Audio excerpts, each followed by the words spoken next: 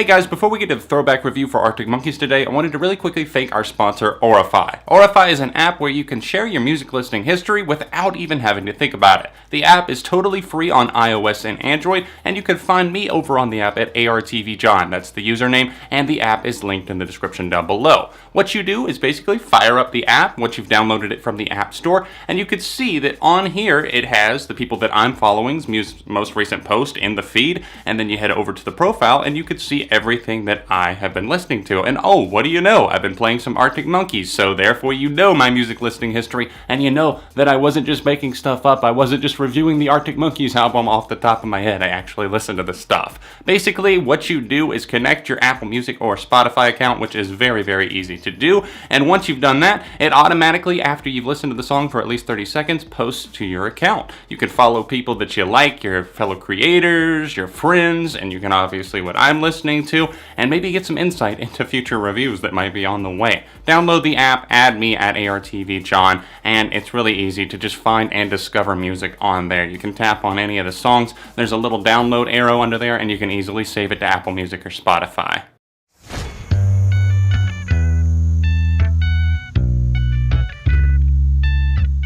What's up everyone, John from ARTV. It's time for a highly anticipated throwback review. You guys are always asking for more when it comes to Arctic Monkeys. And I can't say that I blame you. I've really been getting into them like the past year or two. Not that I haven't always been a fan since their incarnation, but it's just that I'm really starting to dig deeper into their material. Today I've got a throwback review for you to the 2009 album produced by none other than Josh Homme, at least for part of it, alongside James Ford. This album is called Humbug. It's the third by the Arctic Monkeys, an English alternative rock band formed in the early to mid 2000s. They put out their first album in 2005, and just 4 years later, they were totally doing new things with their style. Now, obviously, Josh Homme being involved, you know that you're going to be able to hear a little bit of a desert vibe, something that's a little bit more sludgy, a little more riffy, and he pushed the band to take their sound to new levels.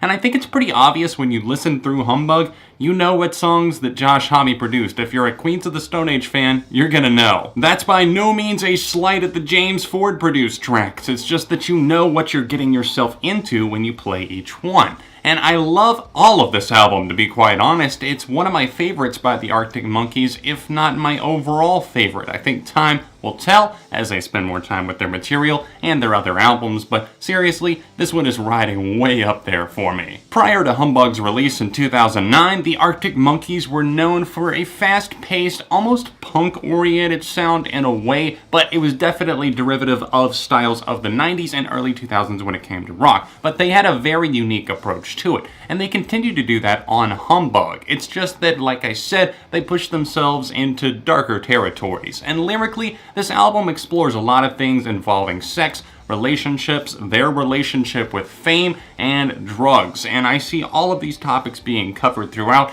and they're covered in such a way that you know it's Alex Turner, him being the frontman of the Arctic Monkeys, of course. He's prone to metaphors, and that's never really a bad thing. Somebody like Billy Joe Armstrong of Green Day often does similar things, but Alex's, I feel like, get a little bit tongue-twisty in the sense that they make you think. Not in the sense that they're hard to say, but like I said, they take you to that next level. Some of the things that I like most about Humbug involve its musicality, the fact that so many of these tracks just have an explosive feel, and then on the other side, they just have the attack and the release just right. They know when to get aggressive, they know when to punch it with the drums, they know when to let those guitars just cut loose, and then they also are able to tone it down and give us something slower, like track number 4, Secret Door. That one is about Alex Turner's ex-girlfriend, and I love the whole Fools on Parade. It's just so dreamy, and the way that it starts off and then progresses by the time we get to that final chorus, it shifts in more instrumental moments, and I like the fact that it gets louder and heavier as it progresses. I honestly feel like this album is pretty criminally overlooked and underrated. It's one of the Arctic Monkeys' least successful in terms of like longevity with its singles. There aren't a ton of songs that people know from this. If you pointed to AM, everybody would be like, oh yeah, of course, Are You Mine? Why'd You Only Call Me When You're High? Arabella, Knee Socks, Do I Want to Know? And that's just off the top of my head. I can easily name singles that I know other people will probably know as well because it was super popular. And with other albums preceding Humbug, of course, you had other hits like I Bet You Look Good on the Dance Floor, even Brian Storm, which was a huge success overseas and as a festival staple. But on Humbug, what do you have beyond Crying Lightning or perhaps Cornerstone that people are always talking about? That's my point here. That's why I feel like it is super underrated, because the deep cuts just do not get the appreciation that they deserve, and they do deserve it. Since I mentioned Crying Lightning already, let's go ahead and talk about it, because I do have so much love for it. It's an exceptional tune, would probably be in my top 10 favorites in terms of Arctic Monkeys songs, and I get why people are drawn to it, obviously. The lyrical content is definitely a bit mysterious in places, but I think the overall message is the fact that somebody is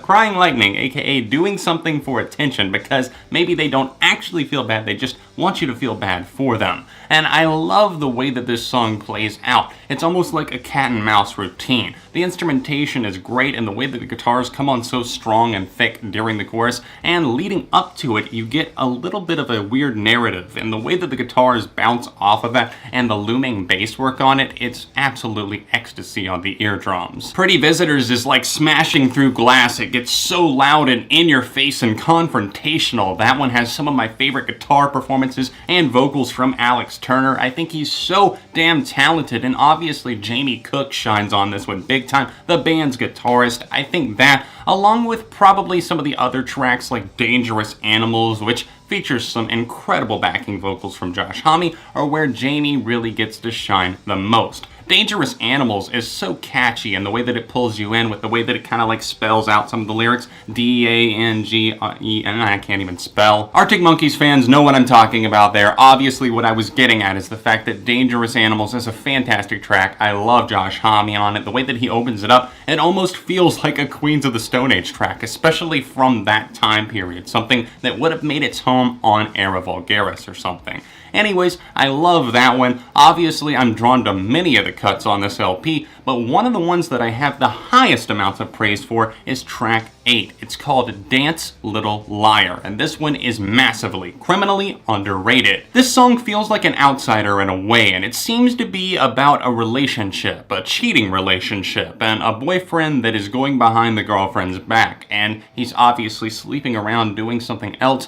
And Dance Little Liar, you've got to dance, is referring to the fact that you're spinning around all of the lines, trying to remember, okay, what did I say here? How do I make this add up? It's like Walt from Breaking Bad. He can't even keep his story straight, but he knows that he has to do it unless he wants to get caught, which he doesn't. And the way this plays out is just really, really fun to listen to. It's something where you get sucked into the narrative, and you almost find yourself caring about what the outcome is, like more than you typically would with a track like this. And the guitar solo here is just so, not subdued, but it is relaxing in a way. It almost gives you a little bit of freedom and release on this track. Potion Approaching slams in with loud guitars and a conquering feel to it. My Propeller, which was the third single from this LP, it was originally supposed to be Pretty Visitors. I wish that would have been a single, but instead we got My Propeller. It's not that I dislike this one, it's just not quite on the caliber of Pretty Visitors, an amazing track that comes right at the end of this record. But My Propeller is one that many people, including myself for the longest time, thought was sexual. We mistook it for being about, I don't know, give a spin to My Propeller. I don't know, I somehow took it as it being sexual, but Alex Turner has come out and not really said what it's about, but he basically said, it's not that. I love the fact that the guitars that open up My Propeller also start again like after the 2-minute mark. It almost gives you the feeling like, oh, did I accidentally go back? Did I accidentally skip backwards or reset the track? No, it's just like a new start for the song, and then it takes off once again. It's something that I found so unique and refreshing, and it just starts off the album that way. Fascinatingly enough, this is actually the first Arctic Monkeys album that really started to work in more prominent synth and keyboard parts, and you can definitely hear that on another one of my favorite slow tracks on this LP, in the sense that it's kind of like a slow burn effect. It's track number 6, Fire and the Thud. This one does give off kind of an ominous vibe, and then you also hear keyboards popping up, actually played by Alex Turner himself on the closing moment, The Jeweler's Hands. That one in particular is a very, very interesting story because it's written from the perspective of someone wanting wanting to have an affair, essentially like a daydream, thinking out loud, exactly what would happen if I did this, if I pulled it off, if it went wrong, and all of these different angles are being argued, and the music here is what's so enthralling to me, because a track like this isn't exactly the most dynamic, it's not the most like high octane, and it's not the slowest, it's somewhere in the middle. But what makes it stand out and what makes you keep coming back to it is the fact that everything is intriguing. It piques your curiosity on all levels, and obviously the band has to be commended because their chemistry on this track really just makes it win. If you're looking for negative things that count against this album, you're not going to find a ton. There's a few tracks that maybe sound a bit too similar to each other, or maybe even a bit too similar to Queens of the Stone Age, especially if you're a fan of that band. You're going to notice that here, and for some you're going to be like, okay, it's too similar. Me personally, I love the influences, but I'm just saying I can understand why maybe some people wouldn't be so on board, at least with a couple of the tracks. Maybe Dangerous Animals or My Propeller. I don't know. I don't see why it would affect you, but if it does, I guess I can understand. The only track that I really don't care for all that much is Cornerstone. That was the second single from this project,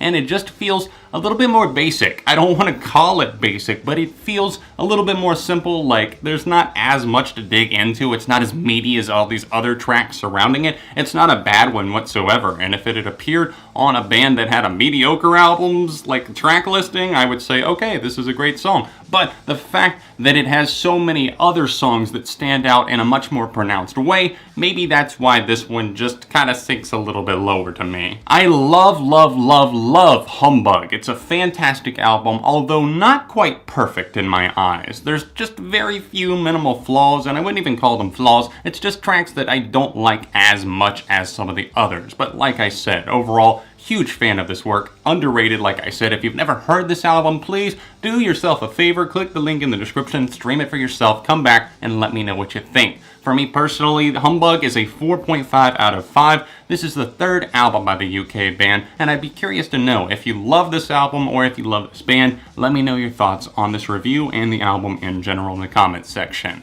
If you're able to, please support me on Patreon. It helps me keep doing videos like this, passion reviews. Maybe not just like the current stuff, but sometimes I like to do the throwback reviews for you guys as well. I enjoy them, and I know you guys do as well. Thank you so much for watching this Arctic Monkeys throwback review. If you would, drop a like on the video, subscribe if you were new here, and donate on Patreon at this annotation over in the corner of your screen there. If you would like to see another Arctic Monkeys video, then tap right here. Another recent rock or throwback review right over here. All of my social media accounts can be found linked in the description down below. Other than that, I'll see you soon right here on ARTV.